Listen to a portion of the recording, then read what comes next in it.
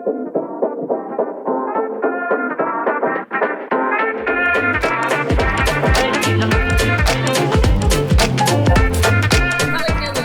sou a Bianca. Eu sou o Matheus e sejam muito bem-vindos ao 13º episódio do Um Simples Podcast. E hoje a gente está com a presença maravilhosa da Simone, que veio aqui conversar um pouquinho com a gente. E agora a gente vai abrir para a Simone se apresentar um pouquinho. Oi, gente, tudo bem? Oi, Matheus, oi, Bianca. Super obrigada por esse convite, por estar aqui trocando essa ideia com vocês. Sou Simone Cirineu, trabalho há mais de 15 anos no audiovisual, sou founder e CEO hoje da Thanks for Sharing, uma produtora audiovisual com foco em comunicação corporativa. E vamos ver o que a gente consegue papear aí para contribuir na trajetória, na jornada de quem está ouvindo a gente.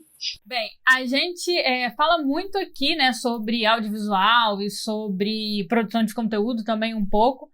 Mas o nosso foco é realmente falar com as pessoas que, como nós, não estão começando de uma certa forma, né? A gente já está nesse mercado faz uns 3 anos, mas não é assim tanto tempo, então a gente ainda se considera um pouco no começo, né, dessa jornada, a gente ainda tem muito para aprender. A gente acaba tendo algumas dúvidas e sabendo muito quais são as dúvidas recentes que as pessoas têm, né, que as pessoas que estão começando têm, porque não faz tanto tempo assim que a gente estava nesse caminho, então... A gente acabou de passar por essas dúvidas, praticamente. Pois é, a gente se sente, assim, representando, assim, esses questionamentos. O que a gente queria, né, falar com você hoje é algumas coisas, assim, relacionadas a como a gente pode se posicionar no mercado, como a gente pode falar sobre valores e tudo mais, que a gente sabe que é uma dúvida muito frequente e é uma coisa que a gente, né, sofreu durante muito tempo.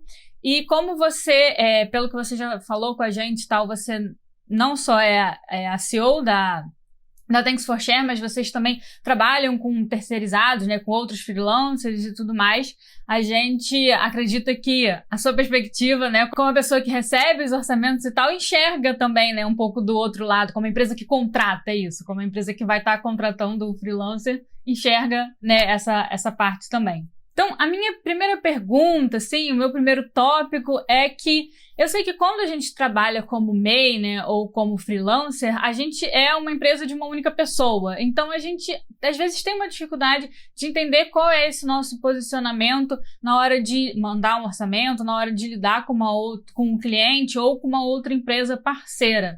E aí eu queria saber quais são as suas dicas e o que você pode falar pra gente, assim, como, né, se posicionar talvez de uma maneira mais profissional, mesmo sendo um freelancer ou mesmo sendo uma empresa. Olha, Bianca, essa pergunta ela é super legal porque eu acho que ela é muito importante, até pra gente evoluir o nosso mercado, até pra gente ganhar mais visibilidade nas coisas que a gente faz. Mas antes eu queria pegar um ganchinho da abertura que você fez, que você falou sobre dúvidas e sobre o tempo de jornada de vocês. Eu que tenho um pouco mais de quilometragem rodada nisso, né, dentro do mercado audiovisual, queria dizer que assim, as dúvidas não vão cessar. A gente sempre vai ter dúvidas sobre algumas coisas, porque as coisas estão sempre... Se você continuar se dedicando e trabalhando com afinco, as coisas vão evoluindo. Então, as dúvidas, às vezes, não é mais essa, mas é a outra. Então, você resolveu um ponto que você tinha dúvida, que você não sabia muito bem, ou você foi para um caminho naquele momento que você era uma, mas quando você virou 2, aquela solução não faz mais sentido, você tem que mudar aquilo, né? Aquela dúvida que antes você respondeu A, agora você responde B. Então, eu acho que a primeira coisa muito legal de pensar nessa linha, né, independente de ser MEI ou de ser freelancer ou profissional, dentro dessa área do audiovisual, é que as dúvidas vão existir sempre e você tem que entender um pouco o teu momento, ter esse olhar para si, para entender qual que é a melhor estratégia em cima do que você quer construir. Agora, mais direto para sua pergunta, é delicado isso, porque às vezes tem alguns caminhos que eu enxergo do outro lado da mesa, que são, quando você é um MEI, quando você é uma pessoa, um PJ, né? Você é um profissional autônomo, mas não por isso você é um profissional que não tem qualidade, um profissional que é ruim, um profissional que não sabe o que está fazendo. Então, existe uma cultura, uma nebulosa do mercado, não só do audiovisual, e aí eu vou colocar no mercado como um todo, de que os profissionais autônomos não são qualificados. E isso é uma falácia. A gente tem muitos e muitos profissionais autônomos muito altamente qualificados. Mas é um estilo e um modelo de negócio que cada um escolhe para si. E aí eu entendo que tem cenários que as pessoas podem participar disso ou não. Por exemplo, quando uma pessoa é um MEI, um autônomo, ela pode... Eu converso com algumas pessoas, por exemplo, que prestam serviços pra gente e elas não têm interesse em ser fixas. Elas não têm interesse em trabalhar exclusivamente para Thanks for Sharing. Elas falam, eu quero ser freelancer. Porque na estrutura de vida delas, no modelo do que elas acham que funciona para elas, aquilo faz sentido. Eu já tenho outras pessoas que são freelancers e que ficam falando, olha, a hora que você tiver uma vaga fixa, eu me interesso, quero ser CLT, por exemplo, não quero essa vida de freelancer. E se enxergar como uma eu presa, muda um pouco o seu posicionamento em dois caminhos que eu acho que são fundamentais. Um é você se posicionar como um MEI, como um PJ, como um profissional autônomo, que tem pretensões de pegar projetos maiores, de resolver problemas maiores, de montar você a sua própria equipe, independente de você estar com seus amigos, de juntar as pessoas que você conhece, mesmo que isso não esteja embaixo de um guarda-chuva, como uma marca, como uma empresa, você tem esse caminho de querer resolver a solução por completo para o seu cliente, ou você tem um caminho que você é uma peça daquela solução. Os dois caminhos são ótimos, só que são posicionamentos completamente diferentes.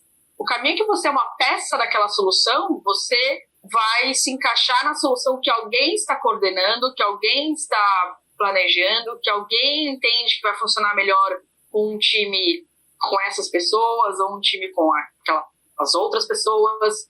Então você está sendo contratado ali pela sua experiência, pelo seu know-how, pela sua expertise naquela atividade específica que você vai desenvolver. Quando você se posiciona, quando você vai resolver a solução por completo, você já está assumindo um papel um pouco mais gerencial, um pouco mais com mais responsabilidades para você fazer essa gestão de juntar as pessoas dessa equipe, juntar as ferramentas que precisam, as habilidades, a estrutura, equipamento e coordenar isso para o seu cliente final. Se você é um MEI, se você é um PJ, se você tem uma pessoa na sua equipe, se você tem 2, 3 ou 10, eu acho que a dinâmica ela é bem parecida. Vai muito do estilo de você entender que qualquer um aqui, que vocês, que são 2 pessoas, podem prestar serviço para os mesmos clientes que eu, Thanks for Sharing, como uma empresa, presto.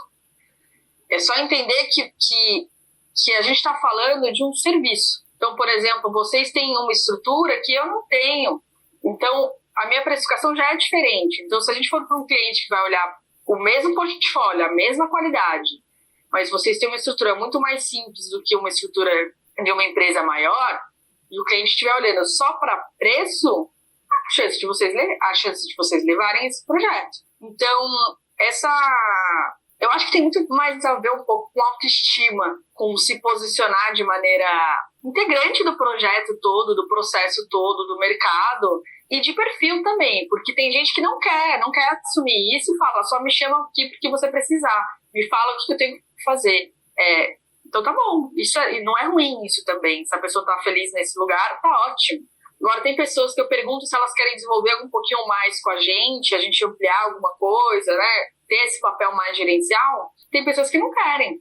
Não, sim, eu prefiro que você só me chame aqui pontualmente para as coisas que você precisa, a gente resolva a demanda aí e eu não preciso me preocupar com mais nada. Porque você tem que ir atrás do cliente, você tem a parte burocrática, você tem que pensar em financeiro, em faturamento, em gestão de projeto, em responsabilidade de entregar o projeto. E se o teu amigo que você chama pro projeto tem uma dor de barriga e não te entrega o que combinou de entregar, você que tem que ter o plano B.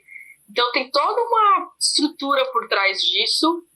E eu acho, Vi, que ela independe se você tem 1 ou 10 pessoas no time, sabe? A gente tem casos de produtoras que são grandes, mas não entregam tanto quanto bem uma empresa que é menor, sabe? Eu acho que... Não sei se eu te respondi exatamente, mas é um pouco nessa linha. Não, eu acho que é super válido também os 2 posicionamentos, sabe? Porque a gente aqui sempre fala muito de ser MEI e de trabalhar por conta própria e tudo mais, porque é um pouco também da nossa experiência e é realmente uma maneira que a gente gosta de trabalhar, né? Agora a gente se juntou, não faz tanto tempo assim, mas o Matheus, antes disso, ele já trabalhava, né, já era meio sozinho, sem mim, e sempre foi uma coisa que a gente almejou realmente sair do CLT e tal, mas se em algum momento para alguém é interessante, né, se encaixa na vida dessa pessoa melhor trabalhar com audiovisual como CLT ou de outra forma, eu acho super válido também, né, esse posicionamento. O que eu acho legal disso, que é um movimento importante a gente observar, é que o CLT lá de trás... Primeiro que CLT dentro do audiovisual já é uma coisa rara de se encontrar, sabemos, né? Mas eu acho que, assim, o CLT lá de trás, importante a gente olhar o contexto do momento que a gente vive também, né? Principalmente num ano pandêmico que a gente vem vivendo. O contexto do CLT lá atrás, ele tinha uma dinâmica, né? As empresas tinham um mindset mais old school de gestão, que é horário rígido de trabalho, você trabalha muito, tem que entregar muito dentro de um curto espaço de tempo, a organização das empresas. Então, de fato, acho que tinha uma característica que para muita gente não é interessante. Então, eu acho que, observando um pouco o momento das empresas, acredito que essa nova era de CLT, bem entre aspas, né, de trabalho fixo, de trabalho exclusivo com uma produtora só, vamos colocar assim, independente do modelo de contratação, eu acho que acredito que a gente entra numa nova, vem vindo de um novo modelo de gestão e que muda tudo. Então a gente começa a falar de flexibilidade de horário, a gente começa a falar de confiança na entrega, de home office, de um trabalho mais colaborativo. Eu acho que esse outro momento das empresas também é importante analisar para aqueles que gostam de um pouco mais de estabilidade e que gostam de trabalhar fixo, independente se a gente está no modelo de CLT ou de um PJ fixo, né? Sim. Então, eu acho que é legal a gente observar isso também na hora de fazer essa escolha. O que eu escuto muita gente falando das pessoas que a gente conversa é que o trabalho do MEI, do freelancer, 100% freelancer, ele é difícil de começar pela instabilidade que ele traz. Então, você tem hoje, né, em março, nossa, bombei, fiz aqui um baita salário, e aí chega abril, você zera. Então, acho que essa é uma grande dificuldade que a gente escuta das pessoas que querem internalizar, que ela quer ter essa segurança que todo mês ela vai ter o salário dela lá. São modelos totalmente válidos e vai muito do lado pessoal e da coragem, o quanto gosta de arriscar, o quanto gosta de mudança, o quanto quer crescer. Então, às vezes, você cresce mais rápido como MEI ou freelancer porque você vai crescendo. No plano de carreira das produtoras é um processo um pouco mais lento. E plano de carreira e produtoras já é algo também que são duas palavras que a gente não costuma ouvir muito juntas, né? Eu acho que isso é uma das razões também que as pessoas acabam querendo virar autônomas. Mas, enfim, eu acredito que tem espaço para todo mundo. Eu acredito que é importante essa flexibilidade de modelos também, porque também é importante para as produtoras que oxigenem as seus lados criativos, que abram espaço para outras coisas, para outros modelos. Então, às vezes, a gente tem aqui modelo que a gente tem contratação fixa, mas também tem variável de comissionamento, que você pode aumentar o seu salário ou não. A gente tem, quando você fala de contratação CLT, a gente tem alguns outros benefícios que vêm junto, que dão um pouquinho mais de segurança, não só para quem é contratado, mas para quem está contratando também. Porque tem essa coisa de, você está junto, está no time, né? Não é só mais um emprego. Somente a gente que é empresa pequena, se posiciona como startup, para a gente também é interessante ter pessoas que acreditem no projeto e queiram construir com a gente esse projeto. É diferente de você entrar numa empresa já estabelecida, numa produtora muito grande, com um pensamento mais analógico, old school de gestão, e que você realmente vai ser um número ali. Eu acredito que as pessoas, quando vão escolher esse movimento nas suas carreiras, tem que pôr tudo isso na mesa, né?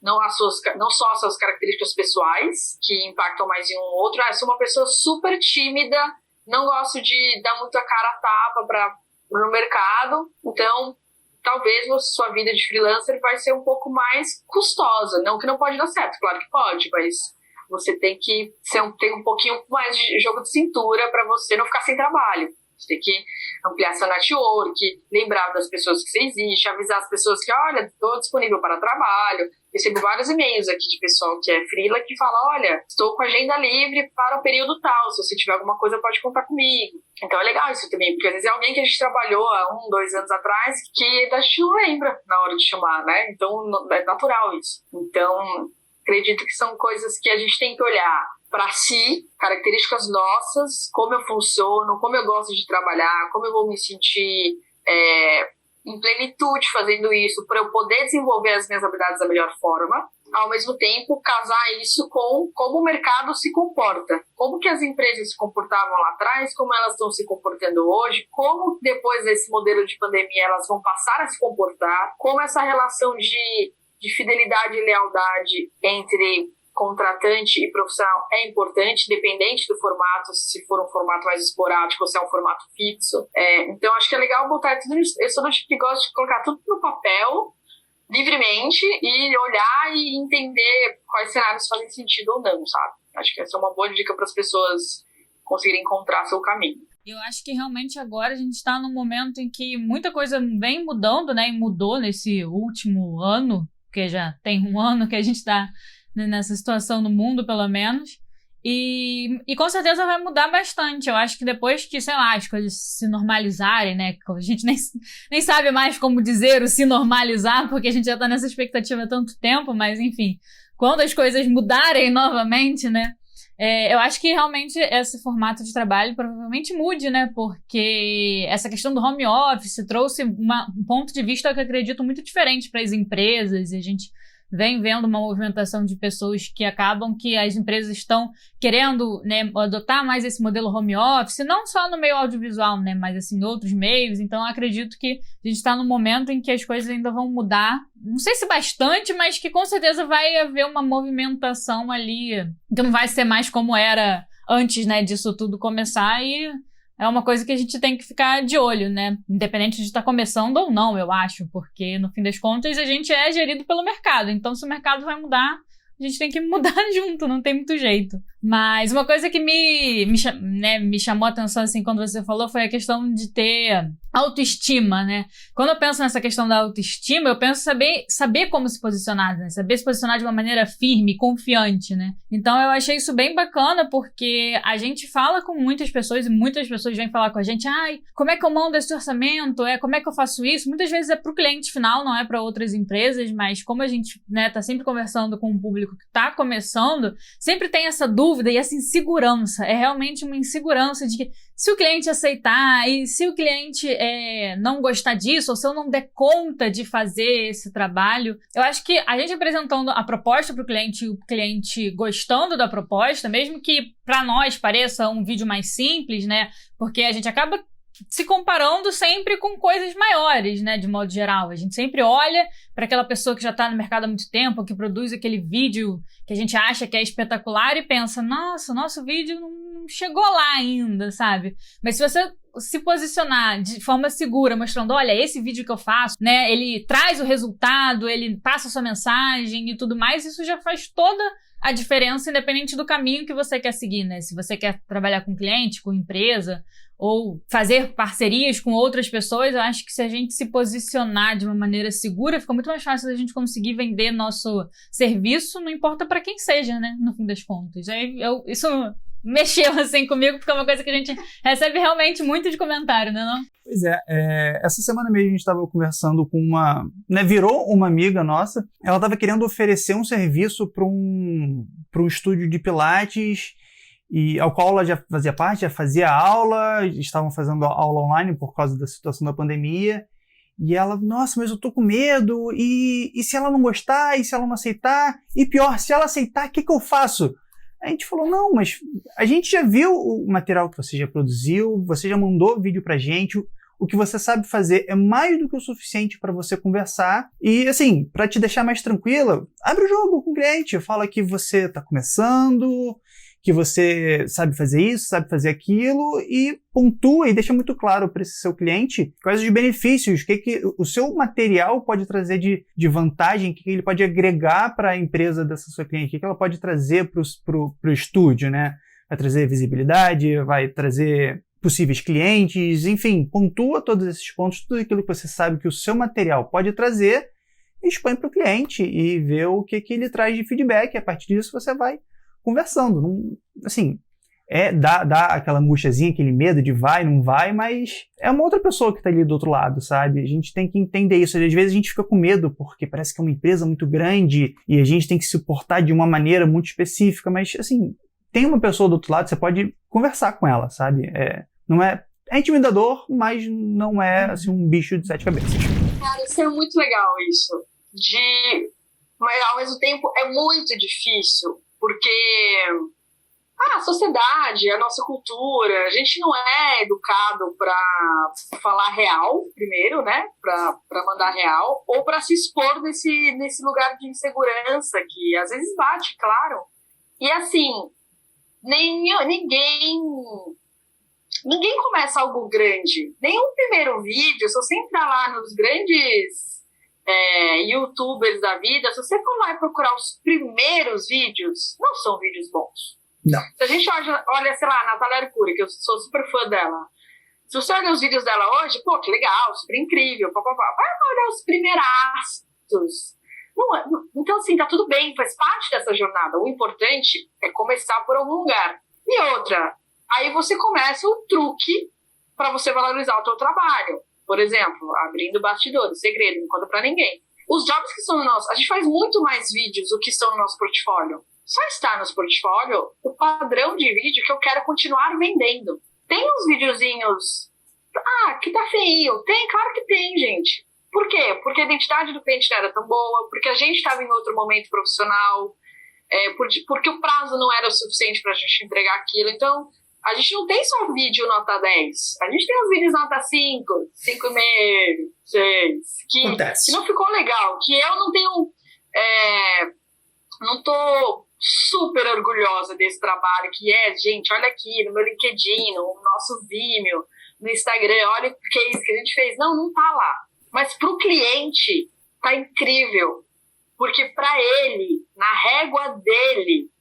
pro momento que ele estava, ele não tem área de marketing, ele nunca trabalhou com vídeo, ele não tem budget para investir numa alta produção. Então, para aquele momento, daquele cliente específico, a gente entregou nota 10. Mas para mim, a régua de para onde eu quero construir a empresa era um nota 6. Então, é algo que eu deixei aqui só dentro de casa. Quem viu, viu. Quem não viu, não vai ver. Entendeu? Então, isso faz parte desse processo de aprendizagem e de crescimento do negócio também. Se eu quisesse atender aquele padrão de vídeo, que existe um mercado enorme para aquele padrão de vídeo, que são empresas menores, empresas que não têm área de marketing, que não têm um design, uma identidade visual muito bem estabelecida, aquele vídeo funciona super, mas não é aquele perfil de empresas que hoje, no modelo que está o meu negócio, eu quero atender. Mas é um baita mercado que existe. Então, para quem está começando e tem esse receio, vai com tudo e vai errar sim, tá tudo bem errar, gente, é importante errar, só que é importante errar pequeno, errar com a professora do Pilates, não com o grupo de Pilates que tem unidades em todo o Brasil, entendeu? Então, quando você vai oferecer isso, que dá essa insegurança, uma coisa que é legal de se pensar por que eu tô querendo fazer isso? Eu tô dando o meu melhor? Eu vou assinar isso, eu quero assinar isso, fui eu que fiz o roteiro, eu que fiz fotografia, eu que fiz direção. Você quer assinar isso com o teu nome com orgulho, como um bom trabalho? Não olhe para o lado. Não compara o seu trabalho com o trabalho dos outros, porque está cada um em um momento. Você já fez o curso de iluminação, outra pessoa ainda não, ela faz iluminação do jeito que ela acha que tem que fazer. Você já fez curso de after, então os seus vídeos entram com letterings e GCs mais animados. O outro não, vai entrar um GC padrão bonitinho, mas um pouco mais estático, sem tantos efeitos. Então não olha para o lado dentro da sua entrega, acredita naquilo que você está fazendo. Mesmo a gente, quando eu olho para o lado, tem um monte de gente que faz motion design incríveis. E eu falo, nossa, olha que vídeos incríveis. Eu não acho que a gente faz isso ainda, mas tem um ainda. Ou se eu quero fazer aquilo, porque aquilo é outro tipo de produção, aquilo é outro tipo de demanda. Então, na hora de entregar uma proposta, o que acho que já está muito claro para o cliente, quando eu recebo propostas aqui, é o escopo, que é o que está incluso naquela proposta, ou seja, aonde começa e onde termina seu trabalho. Então, por exemplo, eu vou gravar a aula do Pilates. Ok, você vai só gravar, você vai gravar e editar, você vai gravar, editar e tratar som, você vai gravar, editar, tratar som e tratar cor. Então, o que eu posso esperar de resultado final? E lembrando que em muitos casos de clientes menores, quando a gente está falando assim, né, de gente que está começando e está pegando clientes que é o amigo, que é o tio, alguém tem uma empresa pequena e vai começar esse trabalho assim, lembrar que esse cliente, e isso acontece em empresas grandes também, viu? Ele é muito mais leigo do que você, por mais júnior que você seja. A pessoa que está te comprando não vai entender de iluminação, não vai entender o que é a lente A, o que é a lente B, por que o seu orçamento está um pouquinho mais caro porque você está levando duas lentes diferentes, uma macro e uma tele. Então, ela não vai entender isso, porque ela é leiga. E aí você, como especialista, por mais júnior que você seja, você já sabe mais do que aquela pessoa. Então, acredita na tua segurança daquilo que você estudou. Se você estudou direção, se você estudou animação, se você estudou montagem, se você faz roteiro. Acredita nessa história que você consegue contar através do vídeo. E quando você vai fazer esse ponto de contato com o cliente, o fundamental, e aqui eu insisto muito nisso aqui, independente se a gente está falando com um cliente comprador mesmo, ou se a gente está falando com clientes internos, porque no momento que eu contrato um freela, essa pessoa, ele é o meu cliente também. Porque eu preciso passar a bola redonda para essa pessoa. Se eu passar um roteiro, a versão errada do roteiro, ele vai fazer errado. Se ele fizer errado, vai ter refação. E aí o job que a pessoa achou que ia fazer em 10 dias vira 30. Então a gente entra num processo de um looping mal construído. Então o que eu falo sempre é: informações precisam estar completas e precisam estar documentadas. Então você não vai mandar uma proposta numa mensagem de WhatsApp, você vai criar um Word que seja.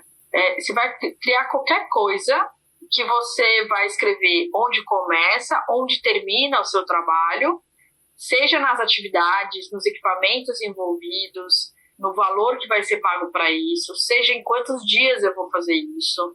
Então, por exemplo, gravação de aula de Pilates. Ok, quantos dias de gravação? Quantas horas de gravação? Se eu pedir para você vir os 30 dias aqui, você vai vir? Ou não? É uma diária? Quantas pessoas são nessa equipe? Que equipamento que está incluso nisso? Tem tripé? Tem câmera? Tem teleprompter? Tem iluminação? Tem microfone? Onde começa e onde termina, e tudo que está incluso ali. Tudo. Pensa que a outra pessoa é leiga. Isso vai te dar segurança para você mostrar que o seu trabalho, ele é profissional. Ele pode ser júnior, mas ele é profissional, porque você está começando. Você quer fazer de uma maneira melhor, você quer apresentar isso melhor. Então você formaliza isso para o cliente de uma forma que ele possa olhar e entender o que ele está comprando. Então, por mais que eu não entenda as lentes que você colocou ali, eu posso te perguntar: oi, Bianca, você colocou essa lente para que serve cada uma? Realmente precisa de 2 ou 3 lentes, ou para o nosso trabalho uma lente só funciona? Não, olha, o ideal seriam essas 2, por causa disso. Essa aqui é para esse momento, essa aqui é para esse momento. Ah, bom, legal, entendi. E sabe o que vai acontecer quando você fizer isso? O seu cliente, que você estava com receio de dar conta do trabalho, de a pessoa não gostar, ela vai começar a olhar você como: nossa, essa pessoa sabe do que está falando. Essa pessoa me passa segurança, ela tem domínio sobre o que ela está fazendo. Por mais júnior que você seja, gente, você sabe mais do que o seu cliente que nunca fez vídeo. Você sabe abrir um programa de edição e editar. Essa pessoa não sabe. Pronto. Então o júnior, ele é relativo de com quem você está interagindo. Então valoriza isso, valoriza o fato de você ser júnior. E por que a pessoa é bom? Olha, como eu sou júnior, eu não tenho portfólio. Então, eu vou te fazer aqui uma coisa, um preço camarada de um projeto nível básico, mas como eu não tenho portfólio, eu vou te entregar nível super premium, porque eu quero ter um portfólio bom para o meu trabalho. Lá no comecinho da Tens, eu investi muito em projetos que o cliente queria um negócio régua número 7 e eu queria entregar nota 10, porque eu sabia que aquele case com aquele cliente, ia me abrir outros clientes. Então, de fato, o cliente comprou um produto nota 7, mas eu queria entregar nota 9 e nota 10. Porque os próximos clientes iam querer comprar e pagar um produto nota 9 e 10, e eu ia ter um documento, tá aqui o vídeo que eu fiz para a marca X, falando, a gente tem capacidade de fazer isso. Eu não tenho muitas opções, mas a gente já fez, tá vendo? Então, isso começa a te dar, primeiro, estratégia de crescimento, e segurança para você lidar com alguém. Não esquece, essa pessoa liga. Por isso que é importante você ser um bom profissional, porque você vai não só educar essa pessoa, ensinar ela a comprar e comprar bem, porque não é interessante para o mercado nem para você que ela compre errado, porque se ela comprar errado, você vai frustrar a expectativa dela. Então você tem que deixar muito claro que, você comprou isso, eu vou te entregar aí. Isso. E se você está entregando a mais, se você quer fazer portfólio, deixa claro. Até hoje eu coloco em proposta, eu vou te dar um corte de 30 segundos de brinde para você fechar a proposta. Eu coloco lá, o corte de 30 segundos custaria X mil reais, mas eu vou lá e risco, isso aqui você está levando de brinde, tá bom? Para você valorizar que não é só um corte de 30 segundos, são horas ilhas, é outro export, é outro ajuste de trilha, é outro ajuste de lock. Então tem uma criação em cima daquilo do nosso time. Então, para quem está começando, vai na fé, você vai ouvir muito não, faz parte do aprendizado. Primeira proposta vai ser só um hoje, a segunda você vai querer colocar uma corzinha já mais bonitinha. Importante olhar a diagramação. Não se preocupe que você não tem logo, que você não tem um nome comercial. Então, faz o teu nome antes de fazer o nome de uma empresa. Faz o teu nome como profissional. Eu quero contratar o Matheus, porque o Matheus é bom nesse corte de conteúdo gravado de eventos. Não quero contratar o João, porque o João é bom para documentário. Então, faz o teu nome, que quando você vier depois com uma marca, cresceu, clientes estão criando projetos maiores, vou me juntar com meu amigo, vou chamar alguém para freelar comigo, aí é um outro momento de decisão, outra dúvida que chega, que faz sentido eu virar uma empresa, virar uma marca? Faz sentido eu ser um coletivo? Faz sentido eu ser um hub? Faz sentido eu continuar só com o meu nome mesmo? E para o cliente tá tudo certo e eu vou me resolvendo aqui com os meus amigos? Então, acho que vai na fé, gente. Vai sem medo que dá. Olha, realmente foi muito, muito bom. Muito boa essa resposta. Até eu tô me sentindo inspirado a mandar contato. Mas eu consigo ver, assim, o pessoal assistindo, sabe? O pessoal da roda de conversa assistindo e pensando, assim, nas coisas e nas respostas. Simone, agora entrando um pouco mais na parte de valores, assim, mais, né, monetariamente falando, uma coisa que a gente também vê muita gente perguntando pra gente, uma coisa que até mesmo eu sei que eu peco, porque nem sempre eu sigo ali um critério muito bem definido, eu sempre preciso de ajuda para definir ali o orçamento. Graças a Deus eu tenho Bianca comigo, porque se dependesse só de mim, coitado, eu acho que a Simples Forma não estava nem mais aí. Mas enfim, a gente sabe que é realmente uma dificuldade muito grande de gerar valor com o material que você tem para oferecer, você mostrar o valor do que você tem e precificar de fato isso, colocar isso no papel e mostrar para o cliente que seu orçamento vale X por causa disso, isso e daquilo. Mas como que... A questão é como que a gente de fato faz isso, como a gente solidifica esse valor que a gente agrega no material e passa isso para um orçamento, né? Como que a gente precifica, o que a gente de fato tem que colocar na ponta do lápis para mostrar para o cliente que o nosso valor é X por causa de motivo X ou Y? Essa é uma excelente pergunta e eu acho que é uma dor enorme do mercado, não só de quem está começando, mas de profissionais sêniores também, porque eu recebo de tudo aqui, viu, gente? Desde uma proposta com um contratinho formalizado, com cláusulas contratuais, até um WhatsApp aleatório custa X. Então, vamos lá. Orçamento. 3 coisas, acho que a gente tem que olhar para isso, para responder essa pergunta. A primeira falou em orçamento, você tem que ter nota, você tem que ser MEI. Você não vai conseguir trabalhos maiores, ou você não vai conseguir passar uma visão mais profissional se você não tiver MEI. Se eu não me engano, custa R$50 por mês ou por ano. Qualquer trabalho que você pegar, você já pagou isso. E outra, a chance de você pegar mais trabalho por ter um CNPJ é muito maior, porque me passa segurança. E porque as empresas contratantes, as empresas sérias, não deveriam contratar sem nota. Porque, por uma lógica financeira, eu preciso justificar o dinheiro que sai da minha empresa. Não é porque eu tenho um dinheiro que entrou na empresa, entrou da onde? Entrou porque eu prestei esse serviço para essa empresa X, está aqui a nota fiscal. É simples assim. Então, tenho certeza que você consegue ter mais clientes se você tem um CNPJ. Então, primeira coisa para você prospectar esses clientes, ter um CNPJ, isso passa segurança, inclusive, para quem está te contratando. Quando a gente vai falar do orçamento, custo, dinheiro, você precisa chegar na tua hora 100. Então, quanto custa a tua hora? Como que eu sei quanto custa a tua hora? Você vai pegar os teus salários dos últimos 3 meses, se você é um autônomo, freelancer, esporádico, você vai pegar o seu... mês passado eu ganhei 10 mil reais. Tá, e no retrasado, ganhei 1.000. E no outro mês, ganhei 3.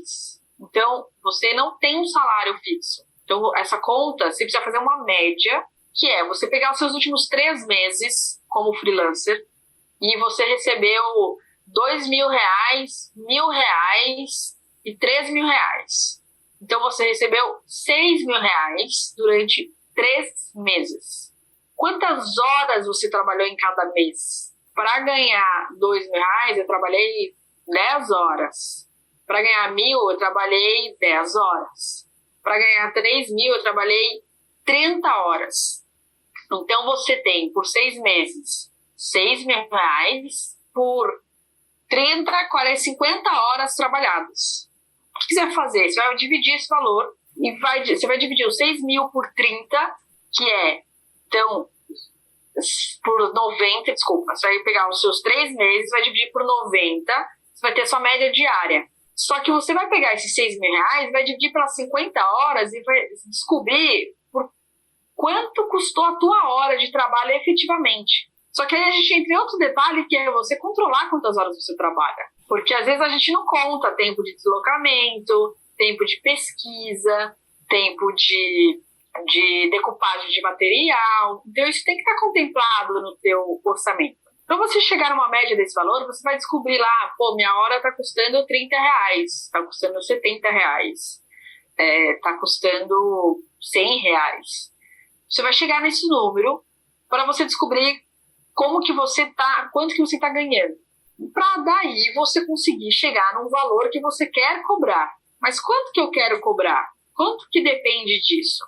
Aí você vai ter que ter uma equação, e essa equação, sim, ela é uma equação subjetiva, que vai do teu estudo, da tua experiência, dos teus anos de atendimento, do teu nível de portfólio naquilo que o cliente está te pedindo, na demanda daquele trabalho. Então, por exemplo, quando me chega um trabalho de 3D, não é o nosso know-how. Então, o meu orçamento não é um orçamento de quem tem muitas quilometragens em 3D, por exemplo. Você vai ter que olhar tudo que envolve o seu custo. Então, deslocamento tem que estar lá, alimentação tem que estar lá, energia tem que estar lá se você gastar isso. Eu vou precisar comprar um cabo para levar na diária, uma extensão. Tem que estar no orçamento, porque são custos que você tem. Como é que você monta um orçamento? Você vai abrir um Excel, você vai botar todas as linhas, tudo que você vai ter de custo. Então, eu tenho um custo de criar o roteiro. Quantas horas eu vou demorar para criar o roteiro? Vou demorar 5 horas. Quanto custa a minha hora? Fez a conta lá da média do teu último salário? Aquela é a tua média do que o mercado está pagando da tua hora. Então, você fez lá a conta, eu vou gastar 5 horas para fazer esse roteiro. Então, minha hora vezes 5. Eu vou fazer a diária de gravação aqui. Então, quanto que é uma diária? 8 horas. 8 horas? Mas eu tenho 1 hora para ir e 1 hora para voltar. Que é uma hora que eu não estou trabalhando para outro cliente. Eu estou trabalhando para você que contratou uma diária. Então, na verdade, 10 horas. 10 horas vezes a hora, X. Isso tudo, estou falando de uma equipe, né? Da pessoa que vai ter sempre o mesmo valor de hora, só que ela vai demorar mais ou menos horas para cada atividade. Isso tudo vale para todas as funções. Do roteiro, fotografia, edição, montagem, pós, som. Você vai olhar para tudo isso. Então, você vai precificar a partir da sua hora. E aí você precisa ter, junto a isso, critérios de orçamento. Você juntou tudo isso, foi uma coisa que a gente falou e que é uma coisa que eu falo muito para todo mundo que quer trabalhar com a gente, qual que é o critério da tua precificação. Simone, eu tenho 50 mil anos fazendo motion design, por isso a minha hora custa R$1 milhão. Putz, nossa, você tem 50 mil anos, caramba, é muito tempo fazendo, né? Você deve fazer isso em 2 minutos. Então, não é porque é rápido que custa pouco. Só é rápido porque você demorou 5 anos aprendendo a fazer aquilo em 30 minutos. Então, a hora daqueles 30 minutos não é só os 30, é os 5 anos que você ficou aprendendo várias coisas para conseguir fazer aquilo em 30 minutos. Por isso que a tua hora vale mais ou vale menos da dedicação, esforço, conhecimento que você aplicou para fazer aquilo. Quando você faz essa linha, abriu o Excel, colocou lá linha de tudo que você vai ter de custo para fazer aquilo, você vai aplicar o teu imposto. Então, você vai emitir nota, né? Você vai aplicar o teu imposto em cima daquilo. Aplicou o imposto em cima daquilo, você vai chegar no valor final do cliente. Então, você vai ter que fazer um cálculo ali, em cima do custo, você tem um imposto, você vai chegar no seu valor final do cliente. Não é um erro que muita gente faz, vou ter um custo de R$1.000, o meu imposto é 10%. Então, 10% de R$1.000 vai dar 100, então meu custo é 1.100. Só que se você emitir uma nota de R$1.100, no seu imposto é 10%, 10% de R$1.100 é R$110. Então você já está no prejuízo, já calculou errado o imposto. Essa conta é uma conta simples de fazer, porque você deve ter na internet, você facilmente consegue resolver isso para você não calcular isso errado, mas você tem que estar atento a todos esses custos que vão envolver o projeto. E esses custos podem ser equipamentos, podem ser horas, ou podem ser criatividade, pode ser pensamento, que eu chamo de penso. Então, você quer orçamento com penso ou sem penso? Você quer só que eu execute? Ou você quer que eu pense, te ajude a criar, bolar uma estratégia, criar um conceito? Porque isso é aí que eu agrego valor ao meu trabalho. Porque a minha criatividade só eu tenho. A sua só você tem. Porque cada um tem experiências diferentes, cada um vê a vida diferente. Pô, tá garoando aqui hoje.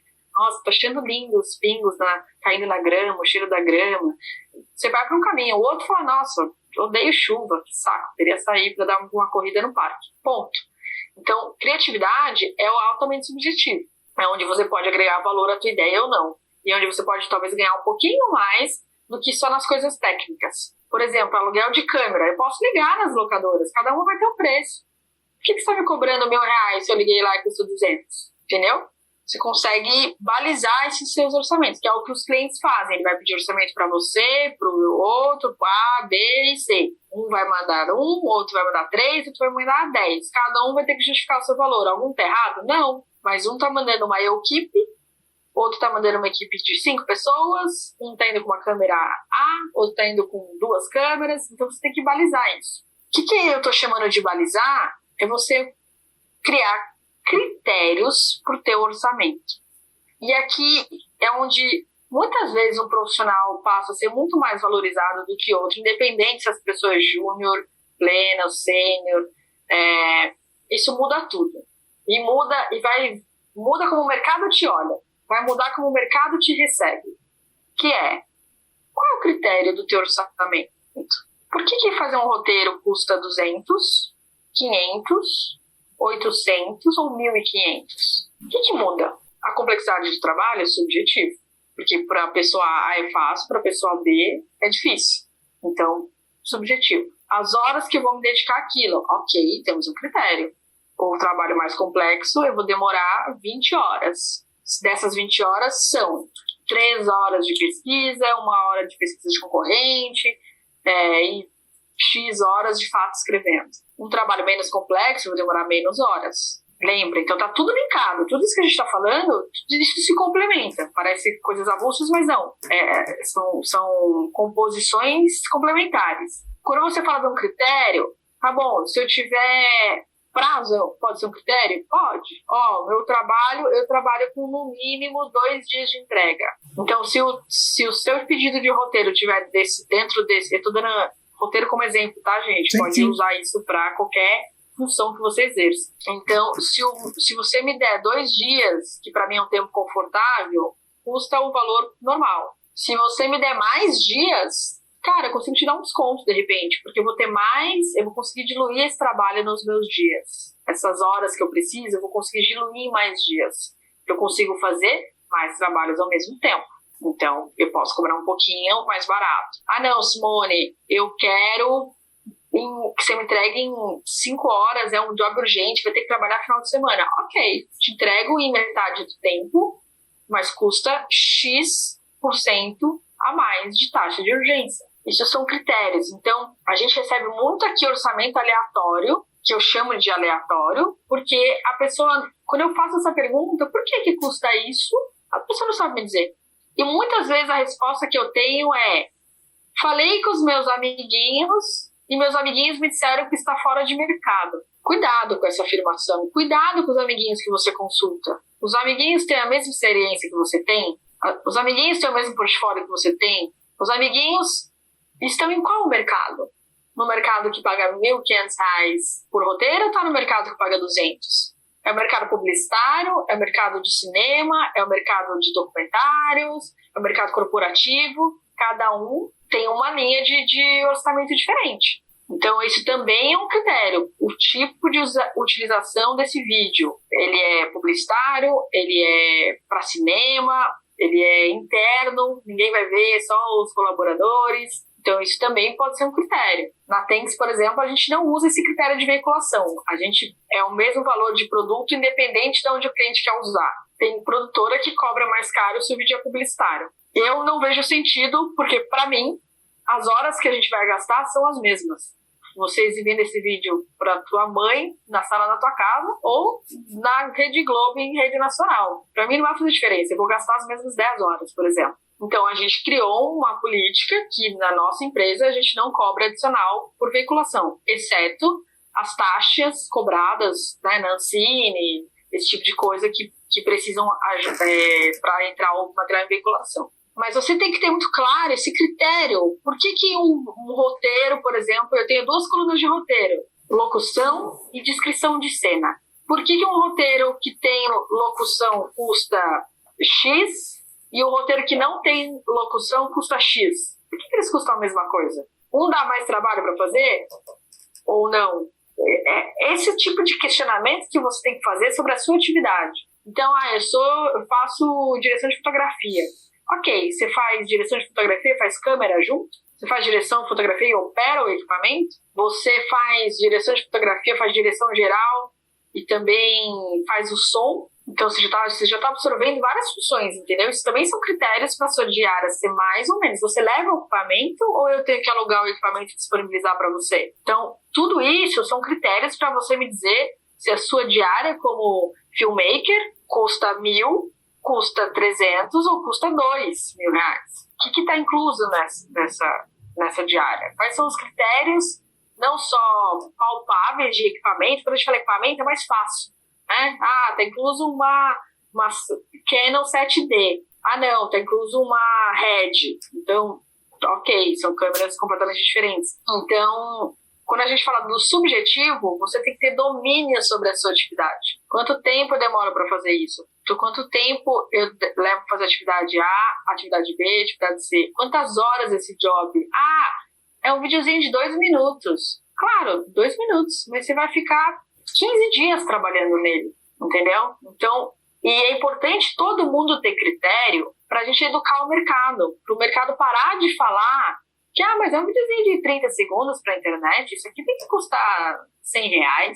Não, ele é um vídeo 30 segundos, mas o tempo que eu levei para fazer foram 15 dias, trabalhando só exclusivamente para você. Então, esses critérios ajudam a gente a educar todo mundo, principalmente quem está chegando na área agora. É importante criar esses critérios. Desconheço algum material de consulta que padronize isso de fato, mas é algo que eu aprendi na prática como gestora, como empreendedora, e é algo que eu sofro quando eu preciso contratar as pessoas, porque eu também faço, né? Eu também levanto orçamento. Você precisa aqui de um roteirista. A, B e C me mandam um valor do X. Eu fico, gente, vamos para onde, né? só porque é mais barato é ruim, só porque tá caro é bom, não quer dizer isso também. Tem habilidades, você pode ser especialista. Então tem alguns roteiristas que a gente trabalha aqui que são especialistas em dramaturgia. Então quando a gente tem que fazer série, alguma coisa um pouco mais estruturada para cliente, eu vou nessas pessoas. E eu sei que eu vou pagar um pouco mais caro, mas elas são especialistas em dramaturgia. Faz todo sentido para uma série. Mas eu não vou contratar essa pessoa para fazer um explainer vídeo de 1 minuto e meio, entende? Sim. Isso é um critério. A pessoa se especializou naquilo. Para você montar a sua política de preços, eu acho que são itens básicos, né, que você pode ter antes de você aprofundar esse pensamento. Horas trabalhadas, tempo que você vai ficar, né, com esse projeto. Então, é um projeto de 1, 2 dias, é um projeto de meses. O que está incluso nisso? O que está incluso de intelecto seu ou de estrutura física de equipamentos, computador? Seu computador estraga. Você vai ficar velho daqui a pouco. Você vai precisar comprar outro. Quem está pagando isso? O cliente tem que pagar isso. Porque você está gastando o seu computador para fazer o trabalho para o cliente. Então eu vou pôr aqui R$3.000 no orçamento? Não! Você vai pôr o seu computador que custou R$3.000, você vai pôr R$30. Porque você não vai trocar de computador mês que vem. Você vai trocar de computador daqui 2, 3 anos. Quando o computador estragar de tanto você trabalhar. Então você vai pôr um pouquinho de cada cliente, você vai pôr o preço do computador. Que aí, quando ele estragar, você vai falar, ótimo, todos esses clientes ao longo desses 3 anos pagaram um pouquinho do meu computador e agora eu tenho dinheiro para comprar um computador não. Então, acho que o orçamento tem que... Parece complexo, né? Depois de tudo isso que eu falei. mas não é. É mais uma questão de você pensar critérios, planilhar, colocar o imposto e tem que fazer sentido para o cliente, tem que estar claro. Você pode cobrar quanto você quiser. O mercado vai dizer se tem espaço para isso ou não. Por exemplo, a gente trabalha com um escopo fechado e preço fechado. Então, você entra lá no nosso site, o preço está lá. Todo mundo sabe quanto a gente cobra. A gente não tem segredo nisso, porque é um modelo de negócio que a gente escolheu. Só que a partir do momento que eu tenho um preço fechado para o cliente, o que acontece? Eu tenho um custo fixo fechado. O que é custo fixo? Tudo que eu vou gastar que envolve aquele projeto. Só que isso fez com que eu não conseguisse mais trabalhar com determinados perfis de profissionais que me cobram o mesmo preço que me cobravam o mesmo preço que eu cobro para o cliente hoje. Então o cliente vai lá e me cobra 5, 6, 7 mil reais um vídeo. Então não dá para eu vender por esse mesmo valor. Então, a gente não funciona. Quando você tem esse critério, fica muito mais assertivo para você. E outra, você vai descobrir o teu preço. Minha média de vídeo aqui é de R$1.000 que eu vendo. Ótimo, você vai nos clientes que pagam R$1.000. Você não vai no cliente que quer pagar 200. Vai no cliente que quer pagar 1.000. Ou você vai no cliente que paga 2, e talvez neste momento, em crise econômica, queira pagar 1. Então você vai ganhar aquele cliente. Então são algumas coisas que você vai juntando ali. Põe no papel, põe no Excel. Não precisa ter medo de planilha, gente. É tudo automático. É só pergunta pro tio Google, que tem formulinha lá de mais, menos, multiplicação. E aí você já faz um template ali, você deixa pronto, você vai fazer isso uma vez só. Depois, todos os orçamentos que você tiver, você vai repetir ali as linhas, o que está incluso, o que não está em cada um, e você já vai ter o preço para o seu cliente. Chegou nesse preço, o que você vai fazer? A tua proposta comercial, que é o terceiro item, que é você apresentar essa proposta desse orçamento. E tudo isso que a gente falou agora tem que estar nessa proposta. Todos esses critérios apresentados de uma forma elegante, bonita e didática até. Então, eu vou cobrar aqui R$1.000 por esse trabalho, para fazer esse vídeo de 2 minutos, e nesse R$1.000 está incluso uma diária com X horas na cidade tal, que aí daí você fala, uma diária. Aí o cliente inventa, é uma diária em outra cidade. E aí como é que você vai fazer para pagar esse deslocamento? Uma diária na cidade X, inclusa uma câmera XPTO, incluso isso, X horas ilhas trabalhadas de edição, X horas ilhas de pós-produção de animação de LEDs, vinheta de abertura, vinheta de fechamento, não inclui trilha. Aí você pode ajudar o cliente a entender, essa proposta não inclui, que são as coisas que você não orçou, deslocamento para outra cidade, não inclui tradução para outro idioma, não inclui legenda, não inclui criação de trilha sonora personalizada. Então você vai se resguardar para não correr o risco do cliente falar, eu tinha entendido que estava incluso. Não, está muito claro aqui, não está incluso. Então você tem inclusive um documento. Esse documento é importante, gente, principalmente para quem é júnior. Esse documento é importante para te dar essa segurança e você se resguardar de perrengues que vai acontecer. Porque a gente tem clientes e clientes. Então, o cliente vai achar que vai te contratar e vai poder ter tudo que tem direito. E tem cliente que, se você formalizar e falar, ó, começa aqui e termina aqui, você não vai ter dor de cabeça, você vai ter resguardado. A hora que o cliente falar, mas eu achei que podia ter um corte de 30 segundos. Olha, não, eu te mandei na proposta, era só um vídeo de 1 minuto. O corte de 30 segundos custa X mil reais a mais. E, gente, tá tudo bem fazer isso, tá? Você não tá fazendo nada demais, você não tá pressionando o cliente. Pensa, um exercício que eu sempre gosto de trazer é, traz pra tua vida real. Como você gosta de ser atendida? Como você sabe que tá incluso as coisas que você compra? Você pode ir lá na sorveteria e pedir um sabor que você quer e que não tem? E falar, não, faz aí, eu comprei aqui o sorvete, faz aí o sabor de menta com chiclete, que não tem aqui, mas eu comprei aqui o meu ticket com direito a uma bola de sorvete. Não, você não faz isso, porque não dá. E por que tem que dar com você? Exatamente. O que o cliente pode fazer com você? Exatamente. Então, acho incrível. Exatamente. Eu acho que isso acontece muito, né? Quando você tá prestando um serviço, como não é algo tão... O vídeo ainda é físico, né? Você, de uma certa forma, você entrega um produto final, mas quando você tá prestando um serviço, tem muito isso, né? De que assim, por que você tem que fazer um monte de coisas se você chega em qualquer outro lugar, se você vai num médico ou alguma coisa assim, você não espera essas coisas do médico, sabe? O médico tá muito claro, você vai no ortopedista pra ver coisas relacionadas ao ortopedista. Então, por que só porque é vídeo, você acha que é qualquer coisa diferente disso? Não é, gente. É a mesma coisa. Não vê pele. Ortopedista. Sabe? Então, você não vai esperar um tratamento dermatológico no ortopedista e pronto. Não é difícil de entender. Mas isso acontece. Exato. Mas isso é uma crítica a nós mesmos. Porque Sim. O mercado faz isso. A gente deixa... Eu tenho uma grande crítica com o audiovisual.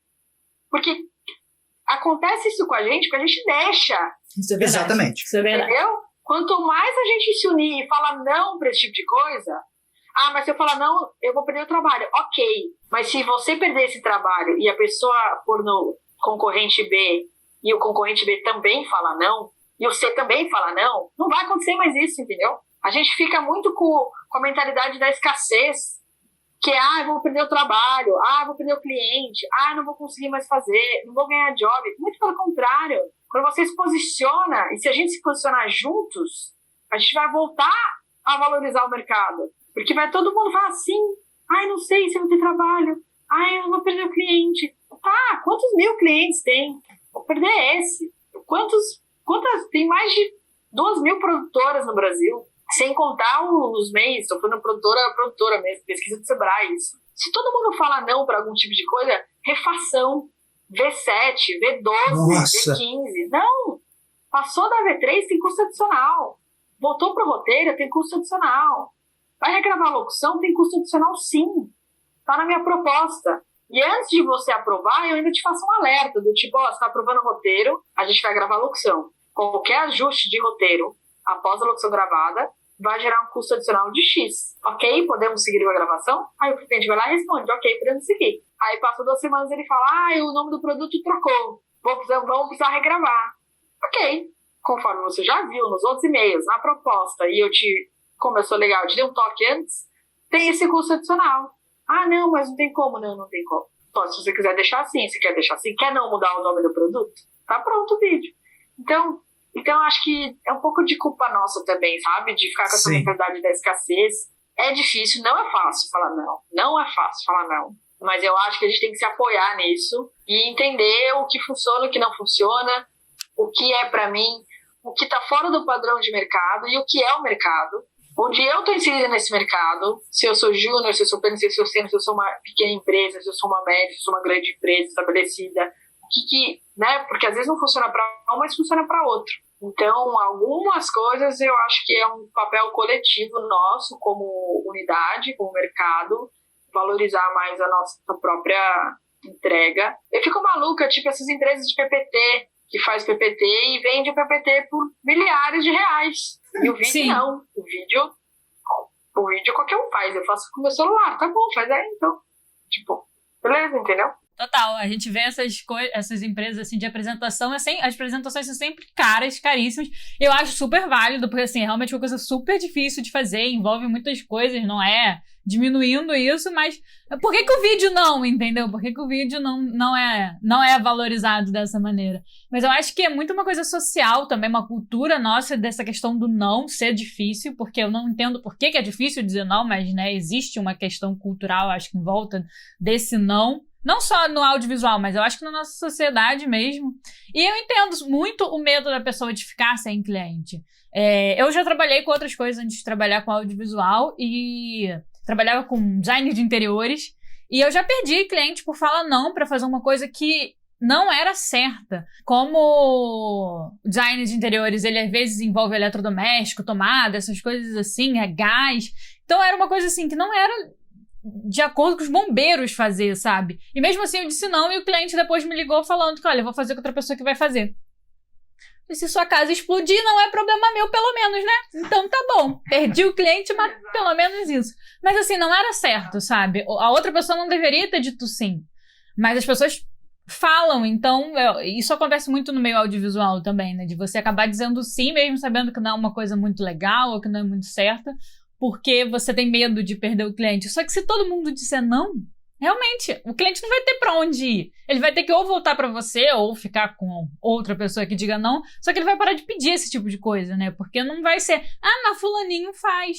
Mas não sei quem eu já vi que faz, eu já trabalhei com essa pessoa, ou eu sei que meu amigo fez e o sobrinho fazia dessa maneira e eu podia fazer o que queria. Então, eu acho que realmente falta um senso de coletividade, né? Pra gente, assim, vamos ter clientes de mais qualidade se a gente conseguir trabalhar os nossos clientes, assim, pra eles serem mais educadinhos. Eu tenho um case disso, de cliente, que é muito legal, mas faz muitos anos, que era uma gravação, era na área da cultura, para alguma Bienal da Vida, e aí ia vir uma pessoa, uma artista plástica muito foda, ia estar no Brasil. E aí ia ter uma gravação de 1 hora disponível com essa pessoa na agenda dela, então era realmente muito importante que desse tudo certo. E o cliente fez uma concorrência, era um projeto grande, e eu me recordo que a gente perdeu por uma questão de custo e uma pessoa... Era um leilão aberto, hoje em dia não faz mais isso, mas são leilões que tem das grandes empresas que é um leilão reverso, que é quem faz por menos. Então, as pessoas, eu faço por 10, eu faço por 9, eu faço por 8, eu faço por 7. Então, até alguém não fazer por menos e essa pessoa ganha. Há controvérsias, né, sobre esse modelo de contratação, mas hoje ele é bem menos utilizado, mas lá atrás isso era bastante comum. E aí um outro cara lá aceitou um valor que depois, quando terminou, fui até ele e falei, cara, como é que você conseguiu? Como é que... Prazer, né? A gente passa aqui, essa produtora, mas como é que você chega nesse valor, assim, né? Pô, você tá fazendo alguma coisa muito incrível que eu ainda não aprendi, né? Também quero saber. De repente, se tem uma técnica nova, um equipamento novo, alguma coisa que não custa trocar informação. E aí a resposta que eu tive foi, poxa, não, legal, eu conheci o trabalho de vocês, eu olhei no site, vocês já têm esse cliente como cliente, né? De fato, já era um cliente nosso. Mas eu não tenho ainda e eu quero ter eles no meu portfólio como clientes para me abrir mais mercado. E era uma diferença assim, gritante de preço. Tipo, o negócio custava em dinheiro hoje, custaria R$200, a pessoa estava fazendo por 10. Era uma coisa bem gritante. E aí a gente falou, tá bom, perdemos, né? Aqui é o nosso limite, mas tipo, isso não dá para dar de desconto, beleza, e morreu, vamos pro próximo. Passa 2 semanas, o cliente liga pra gente que essa pessoa, que ela perdeu o material com essa artista plástica, porque essa pessoa que ganhou a concorrência teve um problema com a câmera, não gravou, não tinha backup, não tinha outro equipamento, não tinha ninguém para ligar para falar, me manda uma câmera aqui agora, que eu já passei por isso também. Então, perdeu o trabalho, entendeu? Tipo, então é muita...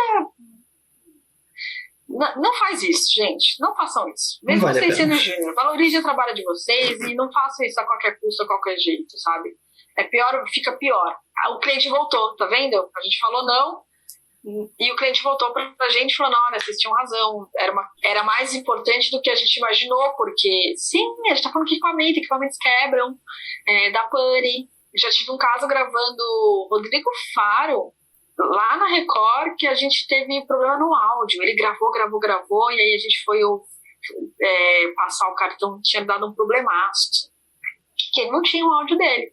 Só que a gente tinha uma estrutura de produtora, então passei a mão no telefone e falei, gente, preciso agora, em 5 minutos, outro cartão, outro equipamento, tudo, pra gente resolver isso aqui. O cara foi almoçar, a hora que voltou, a estrutura nova, em redundância, né, a gente levou 2 equipamentos, então vamos gravar 2, pra não ter esse problema. Chato, mas tinha como resolver, entendeu? Sim. Então, isso que eu tô falando, gente, vai acontecer problemas, entendeu? O importante é você ter como resolver. Eu tenho um freela que trabalha muito com a gente chegou numa gravação e ele esqueceu de levar o tripé. E eram só depoimentos. E eu só fiquei sabendo disso depois.